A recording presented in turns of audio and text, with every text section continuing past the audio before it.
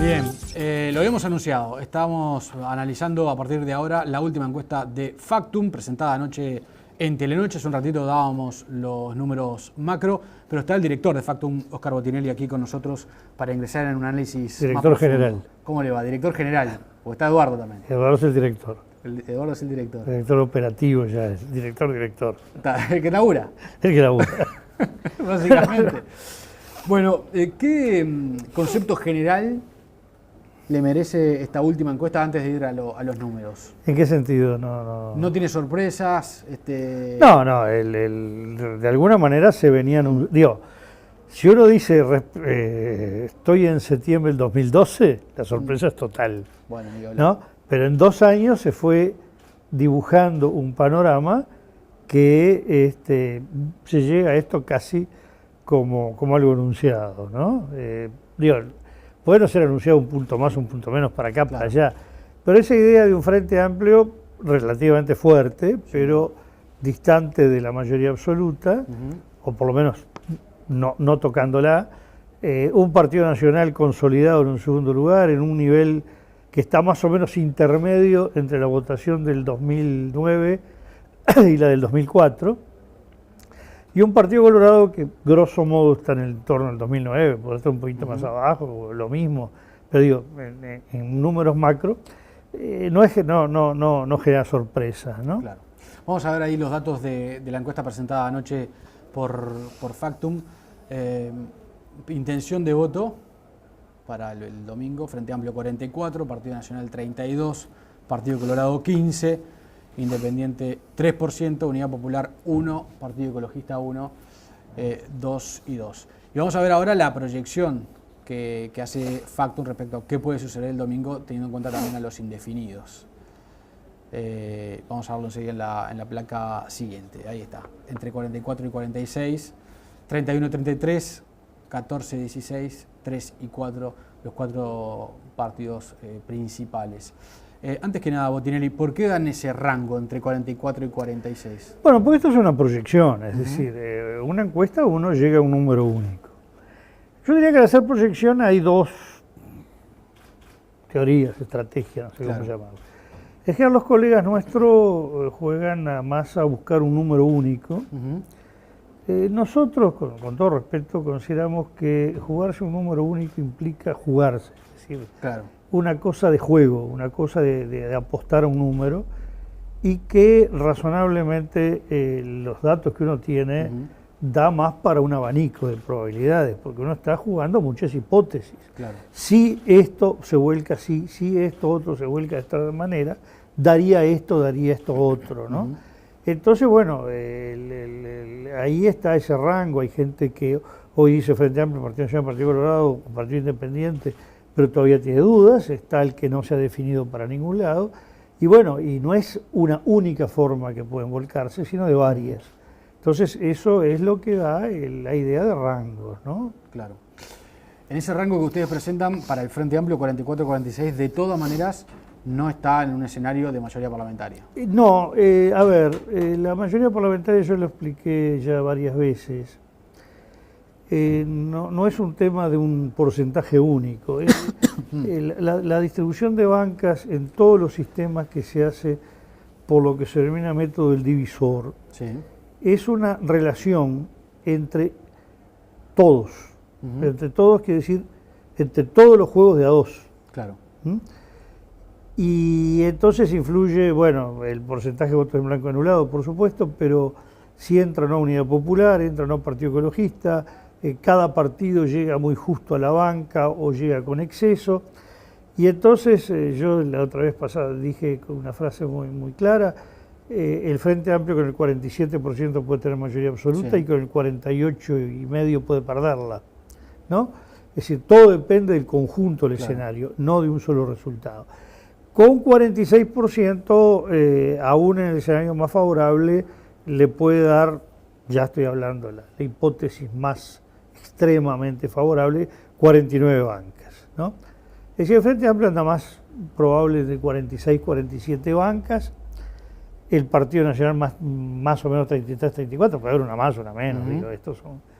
Y el Partido Colorado más bien entre 15 y 16 de lo que estamos viendo, y Partido Independiente parecería que, si retiene esto, que está entre 3 y 4, ¿no? Bien. Y Unidad Popular puede entrar o no, es el que vemos con más chance de entrar, que no necesariamente esté seguro, pero ya la elección pasada quedó a 0,20 algo para entrar, y esta vez tiene un escenario mucho más favorable, ¿no? Claro. ¿Blancos y colorados sumados pueden alcanzar una mayoría? No aparece como la hipótesis de mayor número de probabilidades, pero sí la que tiene probabilidades. ¿Cuál es la que tiene mayor?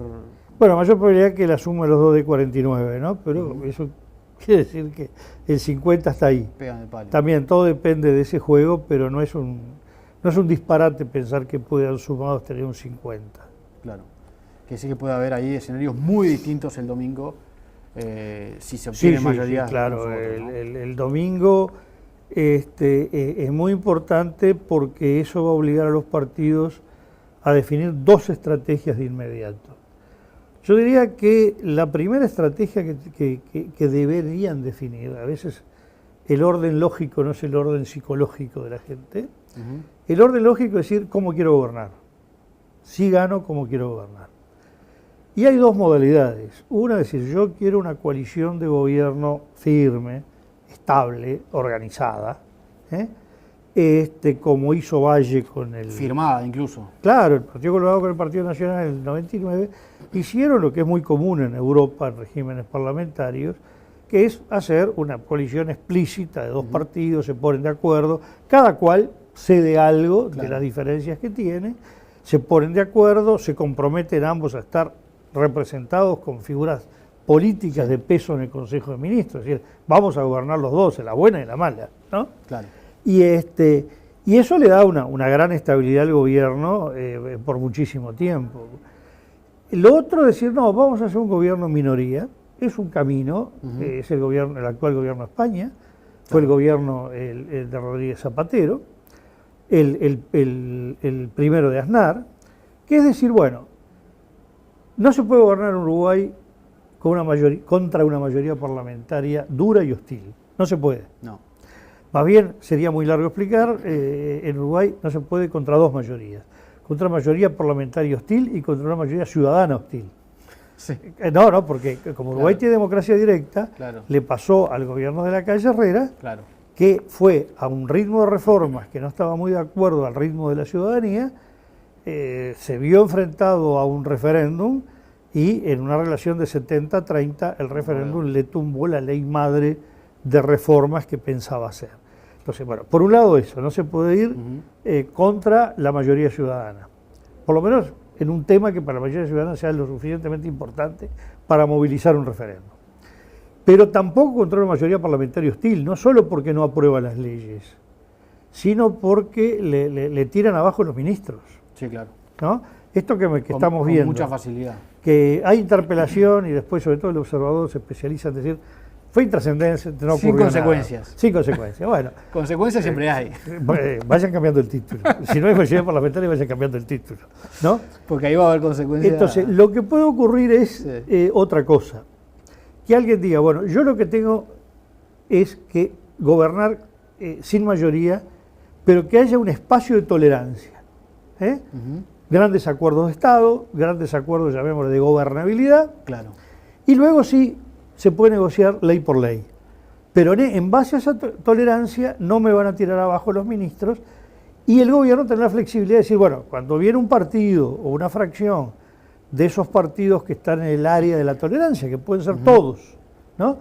Y viene a decir, bueno, a tal ministro no lo bancamos más. Claro. Nosotros consideramos que su gestión fracasó, que irrita, que todo aquello. O un hecho muy grave No, pero que no era una interpelación a tirarlo, pasar el mensaje, ¿no? Sí. Entonces que el gobierno civilizadamente y ante una confrontación lo saque. Claro. Si un gobierno sin mayoría pretende ir por la línea dura, le puede ir mal porque puede ir a la confrontación abierta. Y una confrontación abierta no sirve al que está en minoría, claro, ¿no? Y tiene la responsabilidad del gobierno, las dos cosas. Entonces, estos son los dos escenarios lógicos que tanto Vázquez como la calle Pou tienen que pensar esa noche. Y los partidos, ¿no? Y el Frente Amplio. Ahora, si uno forma mayoría, es complicado para el otro, ¿no? Porque la oferta electoral rumbo al balotaje diciendo yo tengo mayoría para gobernar y tengo mis votos en el Parlamento. Bueno, a ver, hay dos posibilidades de mayoría. Sí. La mayoría de un solo partido, que sería en este caso solo el Frente Amplio, es la más sólida de todas. Sí. Eso implica, no hay balotaje, es decir, sí, el 30 de noviembre se vota y el resultado se puede anunciar antes de abrir las urnas. Sí. ¿No? La calle Herrera pretendió luchar contra el resultado conocido y no pudo. Hay que decir un gobierno equilibrado, en realidad no es equilibrado, es un gobierno dividido. Si es una coalición, bueno, es más seguro, pero no es cierto, por otro puede decir, bueno, esta coalición se hizo, pero si pierde, no necesariamente es un solo partido. No, claro. Yo puedo negociar con alguna de las partes de la coalición. Pero igual le diría que, bueno, el resultado, si no se puede anunciar antes de que se abran las urnas, se puede anunciar apenas se abrieron las urnas. Claro. Digo, realmente, si la coalición está sólida y bien armada... Que fue lo que pasó, pongamos por caso, con Valle en el 99. Igual aún así, esto es lo que demuestra el no ser un solo partido. El Partido Nacional tuvo el 21,5% en el 99 y un 1,5% de los votantes del Partido Nacional votaron a Vázquez.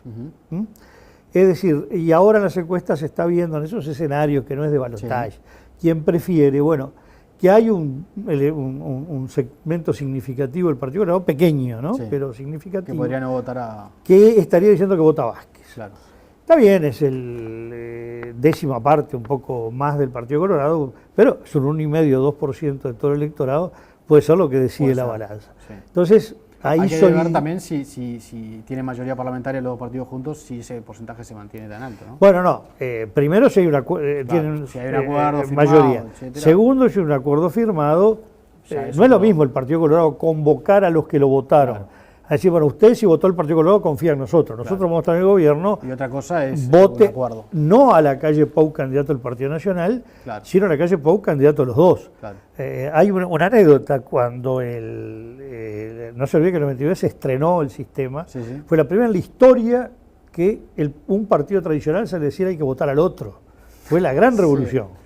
Y todavía el candidato del Partido Nacional era el nieto de Luis Alberto Herrera y votar a un hombre de la dinastía Valle, sí. ¿No? Hijo de presidente, sobrino nieto de presidente, sí. Bisnieto de presidente.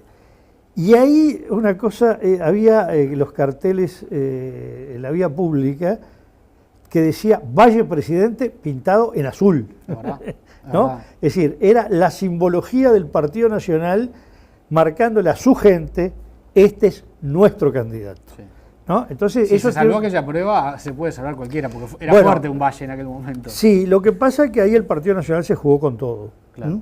Recorrió todo el país. El problema más duro, grave, era el Uruguay profundo, claro. El Uruguay del basalto, pueblos chicos, gente muy blanca, de más de 60 años de edad, que era cambiarle la perspectiva al mundo. Yo decía, lo pusieron en la peor de los dilemas, votar, como se decía, a los salvajes unitarios o claro. O a los comunistas tupamaros. Sí, decía, por favor, sáquenme de esto. Sí. Y era muy importante, no solo el Partido Nacional quitando el dilema, sino Luis Alberto Lacalle Herrera diciendo, yo, nieto de Herrera, claro. Enemigo de los Valle, porque Herrera empieza combatiendo a José Valle Ordóñez y termina combatiendo y ganándole a Luis Valle Verde, diciendo, yo que combatí a 2 generaciones de Valle, soy el nieto del que combatió 2 generaciones de Valle, pido el voto a Valle, ¿no? Es decir, era fuerte. Fue muy fuerte la señal para romper un puente que hoy está roto, claro. Porque además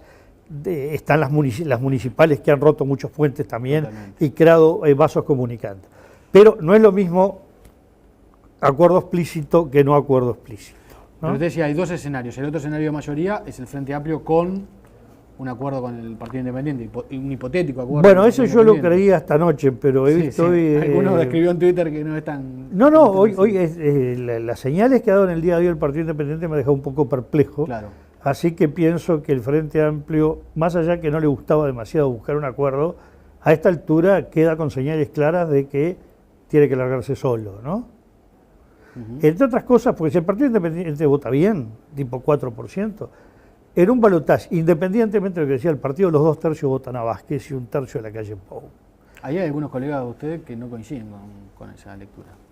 Sí, es verdad. Luis Eduardo González, por ejemplo, dijo aquí que para ver la proporción puede ser al revés. Bueno, la mayoría vote a la calle Pou dentro. Primero, nos da explícitamente, no una encuesta, 4. Claro. Segundo, el crecimiento del Partido Independiente es producto de extracción de votos del Frente Amplio. Que naturalmente uno piensa que el atractivo que planteó el Partido Independiente es vote a la otra izquierda, en octubre, no volver atrás. Claro. Es decir, no es gente que le está diciendo cámbiese de bando. Y ahí da los 2/3. Y lo venía. Y cuando el Partido Independiente estaba por el 2,5 era mitad y mitad. Claro. Ahora ya tiende a 2/3, 1/3, porque la captación la está haciendo de ese lado. De ese lado, ¿no? Yendo un poco a las señales. Hay algunas señales que se han dado de los partidos que posiblemente se enfrenten en el balotaje que pueden resultar interesantes en el análisis. Por ejemplo, el Frente Amplio insistió anoche, no sé qué hará hoy en el acto final, pero anoche en el acto en el Pinar, Vázquez volvió a insistir, ganamos el domingo con mayoría parlamentaria. Y ganamos en primera vuelta. Bueno, es decir, eso ¿no es difícil de transformar luego el domingo de noche si no se concreta en un escenario de optimismo? Hay una cosa que hay mucha gente que son muy buenos directores técnicos de fútbol y juega muy mal en la cancha. Yo no juego en la cancha, entonces... Sí. Es fácil sentado acá, ¿no? Sentado acá uno puede dar todos los consejos.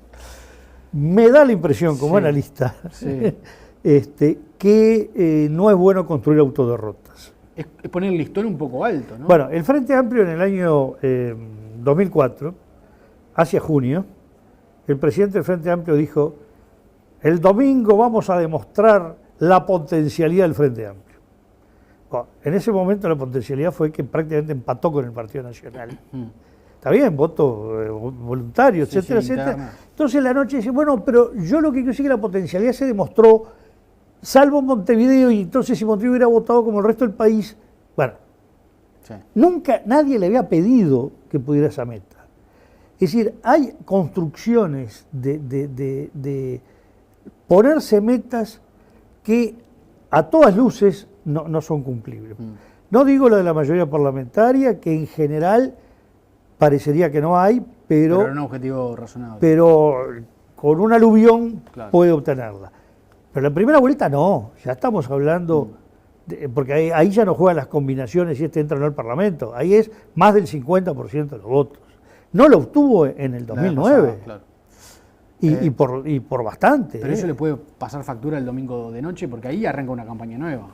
Sí, digo, por lo menos en estas cosas nunca hay facturas definitivas, pero por lo menos es ponerse una manchita por gusto. Claro.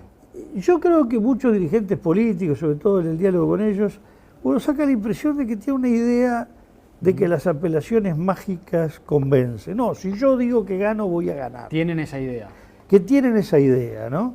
Como tienen idea que las encuestas influyen mucho más de lo que influyen. Claro. Lo que no discuto es algo que están diciendo todos y creo que está demostrado y que la conclusión debe ser otra, que no tiene que ver con las encuestas. Que las encuestas influyen mucho en los que aportan a las campañas electorales. Que no es poca cosa. Claro, lo que lleva a mí es que precisamente en un momento hay que entrar a legislar por un muy fuerte financiamiento público de las campañas electorales para que no se dependa de los intereses privados. Claro. ¿No? Porque el interés privado no es gratuito. Claro. No es por una vez un operador político me dijo, uno se da cuenta cuando tiene chance de ganar cuando lo empiezan a llamar para hacerles aporte a la campaña y no tiene que llamar uno. Claro, ellos dicen que los números de las encuestas en eso influyen. La verdad que es lo menos sano de influencia, pero eso de que porque uno diga este partido tiene 3 puntos más o los va a tener, me parece que es una convicción mágica. Pero puede considerarse un error, digamos, o no un acierto, poner el listón tan alto para el Frente. Por eso yo creo que ese entusiasmo, porque además cuanto más se vuelque que el único objetivo es cumplir una meta y no lograrlo, más se desarma a sus propios partidarios. Y con una elección que puede ser muy buena para el Frente Amplio el domingo, porque puede votar bien, razonablemente bueno, si llega al 46%, visto lo que pasaba en estos últimos 2 años, sería una elección que yo creo que el Frente Amplio tendría que festejarla. Ahora, si la meta es el 50, logra un resultado excepcional y la gente queda decepcionada. Claro. Pero en la noche de 1994 es una lección. El Frente Amplio obtuvo uno de los primeros resultados históricos. Sí. El primero fue ganar la Intendencia de Montevideo en el 89, el segundo fue romper definitivamente el bipartidismo histórico y quedar 3 partidos igual a igual.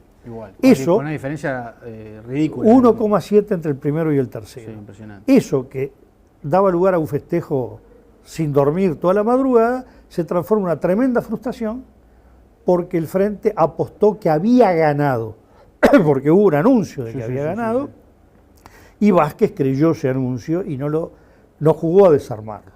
Entonces, una excelente derrota en términos históricos se transformó en una fenomenal decepción. Aquel le gritaba a la gente, ganamos, perdimos, el susto se lo dimos. Sí. Entonces, cuidado, claro, porque además esa era una elección final. Ahora estamos... Hay que seguir, hay que arrancar de vuelta. Si se desarma, claro, el ánimo de la gente por no cumplir una meta más alta, se arranca de más abajo hacia el balotaje, ¿no? Y en la otra tienda, en la tienda de blancos y colorados, también hay algunos elementos que se han dado en esta campaña que a uno le presentan interrogantes sobre la estrategia de balotaje. Por ejemplo, algunos ataques notorios de Bordaberry a la calle Pou, donde evidentemente tenían un electorado en común y tenía que jugar su partido. Pero algunos de esos señalamientos de la falta de experiencia, de la juventud, bueno, incluso aquel señalamiento de que no iba a ceder a las presiones, no recuerdo la palabra exacta que utilizó. Sí, con lo de... lo de Salto. El episodio de Salto. ¿Eso puede pasar factura en un escenario de balotaje? Bueno, el tema es el siguiente. Entre dos partidos que están más próximos entre sí que respecto a los demás, hay un símil al de las elecciones internas. ¿Cuál es el problema que tiene la elección interna? Que un contrincante le da a los de afuera, para la siguiente etapa, los argumentos que necesita en contra del que vaya a ganar, ¿no? Eso fue el desastre del Partido Nacional del año 99. Claro. ¿No? Se destrozó en la interna, pues no había quien lo levantara. Claro. En cambio, el Partido Colorado hizo una cosa impecable, perfecta, que luego la hace el Partido Nacional posteriormente, especialmente fue el 2004, cuando la calle inmediatamente reconoce el triunfo de Larrañaga. En ese momento la única proyección de escrutinio que había era la nuestra, no hubo ninguna otra, y con la sola proyección de escrutinio ya salió a proclamar a Larrañaga candidato a presidente. Y en el 2009, cuando esa misma noche salen abrazados y la fórmula la calle Herrera de Larrañaga. Y acá pasa un poco lo mismo. Yo le estoy dando baterías al Frente Amplio al atacar a la calle Pou. Es decir, ese juego de que yo tengo que combatir con él, pero tengo que combatirlo de tal manera, no debilitarlo, es un juego muy sutil, muy delicado, que tiene las internas y que en esta segunda etapa tiene la lucha entre Partido Nacional y Partido Colorado. Y creo que también el haber planteado vamos a ir al balotaje hasta un momento tan reciente equivale al Frente Amplio proclamando ganamos en primera vuelta, es poner metas demasiado altas, ¿no? Bien. Yo diría que el Partido Colorado tiene dos mensajes. De lo que estamos hablando, más que mensaje del Partido Colorado, es el mensaje de la fórmula presidencial y del sector Vamos Uruguay. El sector Ballistas de Ley, que encabeza José Amorín y Tabaré Viera, está en un mensaje completamente distinto. Incluso el spot publicitario de ellos, que es una especie de copia del spot publicitario de la lista 15 en las elecciones departamentales de Montevideo del año 2000, es este es el presidente se elige en noviembre, ahora vote por Parlamento. Claro. Ya está saliendo la disputa presidencial. El de la 15 del 2000 arrasaba Arana, entonces fue salirse de ese tema y decir, el intendente usted ya lo eligió. Entonces preocuparse que la Junta Departamental fuera plural, que no hubiera una mayoría aplastante, etcétera, etcétera, ¿no? De alguna manera es una variante de eso. Y es decir, vamos al Parlamento, vamos a disputar el Parlamento. La presidencia tenemos que pensarla en noviembre. Quiere decir que ahí está más resuelto el panorama. Bueno, ya claro. No, además, queda mucho más resuelto, creo que no me acuerdo si fue aquella grabación julio, de un acto principio de agosto, que Amorín dijo, en un acto, sí. Y vamos a votar a la calle Pau en el balotaje.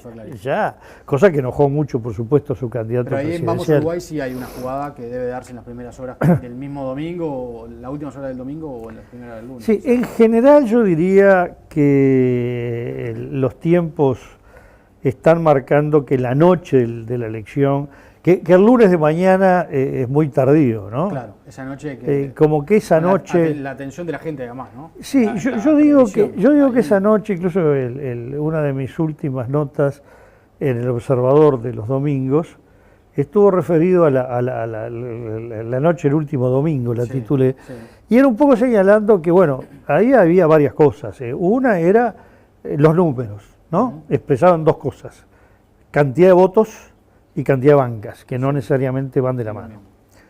Eso da un panorama, decir, bueno, arranca con este panorama. Número dos, los mensajes, esto que estuvimos hablando, bueno, vamos solos, vamos en coalición, tendemos la mano por una coalición, vamos a querer gobernar en coalición, vamos a querer gobernar solo.